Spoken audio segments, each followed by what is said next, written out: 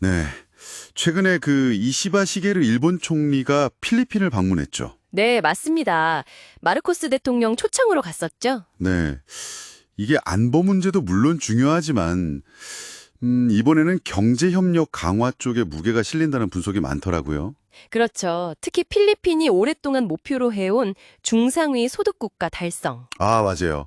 그 목표 달성을 일본이 어떻게 지원할 거냐, 이게 관심사인데요. 네. 오늘 저희는 필리핀 데일리 인콰이어러 사설을 좀 보면서요. 일본이 구체적으로 뭘 약속했고 또 이 관계 심화가 당신에게 어떤 의미가 있을지 좀 깊이 들어가 보려고 합니다. 네, 좋습니다.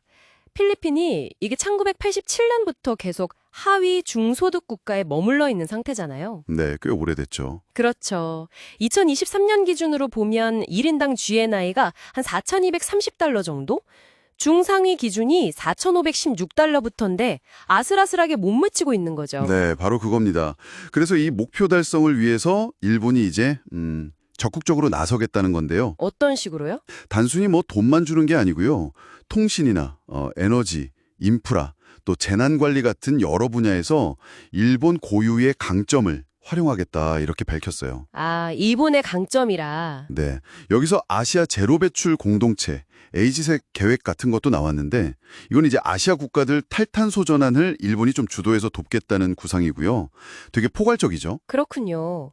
근데 필리핀이 만약에 목표를 달성해서 중상위 소득 국가가 되면 일본의 ODA, 그러니까 공적 개발 원조가 줄어들 수 있다는 점, 이건 좀 걱정될 수도 있겠는데요. 네, 맞아요. 그럴 수 있죠. 당연히 그런 우려가 나오고요. 그렇죠. 근데 일본 외무성 쪽 설명은 이게 ODA가 완전히 딱 끊기는 게 아니라 뭐 투자를 위한 환경 조성 같은 그런 전략적인 ODA면 계속 유지될 거다. 이런 입장이에요. 아, 전략적인 ODA는 남는다. 네. 그리고 더 중요한 건 이제 ODA가 혹시 줄더라도 그 부분을 민간 투자 유치로 메우겠다. 이 계획인 거죠. 아, 민간 투자로. 네. 이미 필리핀에 일본 기업이 1,600개가 넘게 들어가 있거든요. 와, 1,600개요. 네. 여기에 더해서 앞으로 투자를 더 장려하겠다. 이런 겁니다. 민간 투자 중요하죠. 근데 필리핀 내 투자 환경이 뭐랄까 좀 걸림돌은 없을까요? ODA 감소분을 상쇄할 만큼 효과가 바로 나올 수 있을지 그게 좀 궁금하네요. 아, 그건 정말 좋은 지적이십니다. 사실 투자 환경 개선은 필리핀 정부도 계속 신경 쓰는 부분이긴 해요. 그렇죠. 일본도 그걸 아니까 이번에 아예 투자 환경 개선 자체를 협력 분야로 딱 명시를 했어요. 아예 분야로요. 네. 단순히 돈만 넣는 게 아니라 뭐랄까 투자가 잘 굴러갈 수 있는 시스템을 같이 만들자 이런 의지로 보여요. 물론 시간은 좀 걸리겠지만요. 장기적으로 보는 거죠. 협력 분야 보니까 통신망, 특히 해저 케이블이나 5G 얘기도 있고 LNG 같은 에너지 확보도 중요해 보이고요. 네. 근데 특히 두 정상이 다 경험도 있고 관심도 깊은 분야가 있더라고요. 어떤 거죠? 바로 농업 분야요. 이건 좀 구체적으로 어떤 협력을 기대해 볼 수 있을까요? 아, 농업. 이거 정말 흥미로운 지점인데요. 말씀하신 대로 마르코스 대통령은 농업부 장관 대행까지 했었고요. 네, 그렇죠. 이시바 총리도 농림수산 대신 경험이 있잖아요. 그러니까 이게 그냥 하는 말이 아니라 실질적인 협력 가능성이 되게 높다고 볼 수 있는 거죠. 구체적으로 예를 들면요. 예를 들면 일본 기술 지원 받아서 필리핀 농업 생산성을 확 올린다거나. 아, 생산성 향상? 네. 그리고 지금은 주로 망고, 바나나 이런 건데 좀 더 부가가치가 높은 작물 재배를 확대하도록 지원한다거나. 고부가가치 작물? 네. 더 나아가서는 필리핀 농산물이 일본 시장에 좀 더 쉽게 들어갈 수 있도록 하는 것까지도 장기적으로는 생각해 볼 수 있겠죠.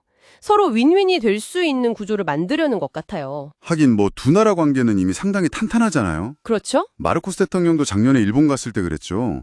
다른 나라랑은 좀 다르게 일본하고는 이미 정부 간, 또 기업 간 교류가 아주 잘 돼 있다고. 맞습니다. 그 로무알데스 하원 회장 말처럼요. 일본은 필리핀한테 두 번째로 큰 교역 상대국이면서 동시에 개발, 경제안보, 또 국가 회복력 지원에서 정말 필수적인 역할을 해온 거죠. 필수적인 역할? 네. 표현 그대로 확고한 동맹, 신뢰받는 친구, 필수적인 파트너인 겁니다. 이게 수십 년 동안 쌓인 신뢰가 있으니까 이런 좀 더 깊은 협력이 가능한 거고요. 요즘처럼 불확실할 때는 서로에게 더 중요해지는 거죠. 자, 그럼 오늘 이야기 나눈 걸 좀 정리해보면요. 일본이 필리핀의 경제 도약을 돕기 위해서 ODA 전략은 좀 조정하면서 민간 투자를 중심으로 해서 여러 방면으로 지원을 약속했다. 그리고 특히 농업 같은 분야에서는 구체적인 협력 가능성도 보인다. 뭐 이 정도로 요약될 수 있겠네요. 네, 정확합니다. 자, 이 모든 것이 그럼 당신에게는 어떤 의미가 있을까요? 이게 그냥 남의 나라 얘기가 아니고요. 당신에게도 실질적인 영향을 줄 수 있다는 점을 좀 봐야 합니다. 아, 그렇죠. 어떻게 연결될 수 있을까요? 우선 필리핀 경제가 더 빠르게 성장한다면 그건 새로운 시장 기회를 의미할 수 있거든요. 특히 일본 자본이나 기술이 들어갈 통신, 재생에너지, 농업기술 같은 분야는 주목해볼 만하죠. 네, 기회가 될 수 있겠네요. 네. 그리고 더 크게 보면 아시아 영내에서 공급망이 어떻게 재편되는지, 또 경제 안보 구도가 어떻게 바뀌는지 이런 걸 읽는데도 중요한 단서가 될 수 있습니다. 당신의 비즈니스나 투자 관심사와 분명 연결될 지점이 있을 거예요. 그렇군요. 마지막으로 좀 생각해 볼 만한 거래를 던져드리고 싶은데요. 네. 이시바 총리가 마르코스 대통령을 2025년 오사카 엑스포에 초청했잖아요. 이런 경제협력이 점점 깊어지면서 앞으로 양국 간에 또 어떤 더 재미있는 문화적, 사회적 교류가 생겨날 수 있을지 한번 상상해 보시는 건 어떨까요?